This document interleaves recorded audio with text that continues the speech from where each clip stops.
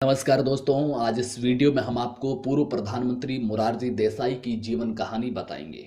वो प्रधानमंत्री जो स्वदेशीपन का इतना समर्थन करता था कि कोको कोला के विरोध में अपना मूत्र पी जाता था। वो व्यक्ति जो नेहरू की मौत के बाद प्रधानमंत्री बनना चाहता था लेकिन नहीं बन पाया। लाल बहादुर शास्त्री की मौत के बाद भी कोशिश की लेकिन नहीं बन पाए और आखिर 1977 में देश के चौथे प्रधानमंत्री के रूप में देश की कुर्सी संभाली। वो व्यक्ति जब प्रधानमंत्री बना तो एक पूर्व प्रधानमंत्री को जेल भेज दिया। यह अब तक के भारत के इतिहास का एकमात्र किस्सा है जब देश के किसी पूर्व प्रधानमंत्री को जेल हुई हो। हम आपको मोरारजी देसाई की जीवन कहानी के बारे में बताएंगे, लेकिन उसकी शुरुआत एक रोचक कहानी से करते हैं।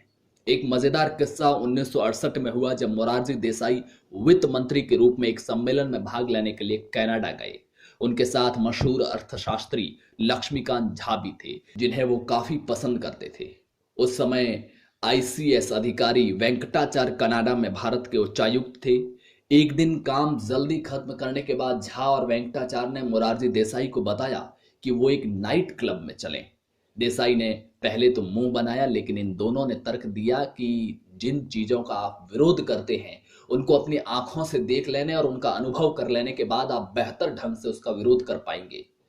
आपको बता दें कि मोरारजी देसाई स्वदेशीपन के पूरे समर्थक थे। उन्हें ये नाइट क्लब, नाइट पार्टी, ये चीजें बिल्कुल पसंद नहीं थी। आखिरकार तीनों लोग एक नाइट क्लब में पहुंचते हैं। बैठते ही एक बार टेंडर लड़की ने मोरारजी से पूछा, आप क्या पीना चाहते हैं?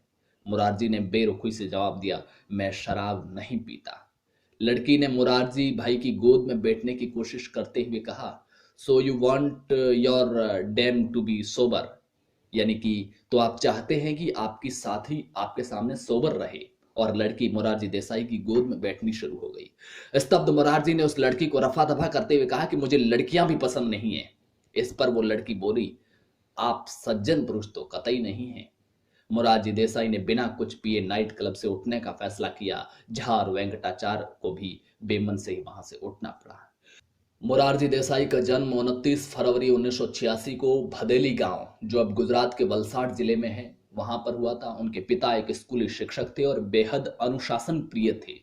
सेंट बोसर हाई स्कूल से शिक्षा प्राप्त की। तत्कालीन मुंबई प्रांत के विल्सन सिविल सेवा में 1918 में स्नातक की डिग्री के बाद उन्होंने काम शुरू किया और करीब 12 वर्षों तक डिप्टी कलेक्टर के रूप में काम किया।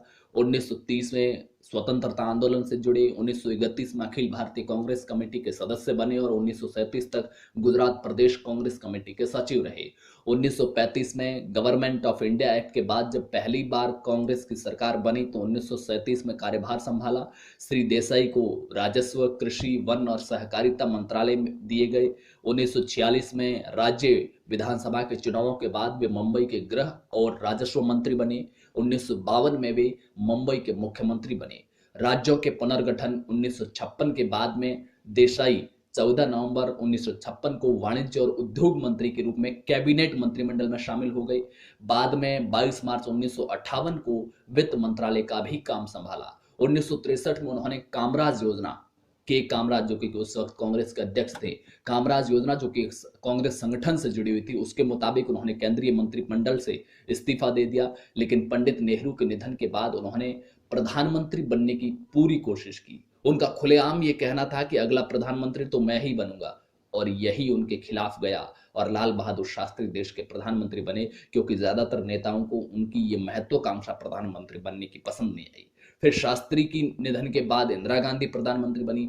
अगले कुछ सालों में यानी कि 1970 आते आते कांग्रेस टूट गई। मोरारजी देसाई इंदिरा के विरोधी खेमे में चले गए। आपातकाल के बाद जब 1977 में जनता पार्टी की सरकार बनी तो मोरारजी देसाई प्रधानमंत्री बने। प्रधानमंत्री बनने के बाद देसाई सरकार ने इंदिरा गांधी के खिलाफ जांच बिठाई।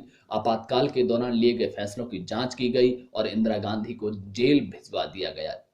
हालांकि कुछ वक्त बाद जनता पार्टी में भी फूट पड़ गई तो फिर चौधरी चरण सिंह को प्रधानमंत्री बनाया गया और एक साल बाद सरकार ही गिर गई और जनता पार्टी फिर टूट गई। जनसंघ से आए नेताओं ने अलग होकर बीजेपी बनाई। मोरारजी देसाई गुजरात की सूरत लोकसभा सीट से हमेशा से सांसद बनते रहे हैं।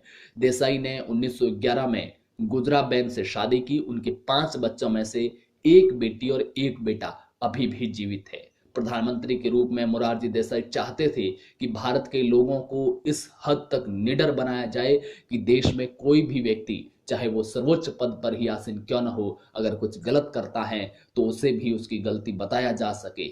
चलिए दोस्तों, अगर आपको ये कहानी पसंद आई हो तो अपने दोस्तों के साथ व्हाट्सएप और फेसबुक पर शेयर कीजिए और हमारे चैनल इंडिया IQ को सब्सक्राइब जरूर कीजिए। मिलेंगे अगले वीडियो में, तब तक के लिए नमस्कार, जय हिंद।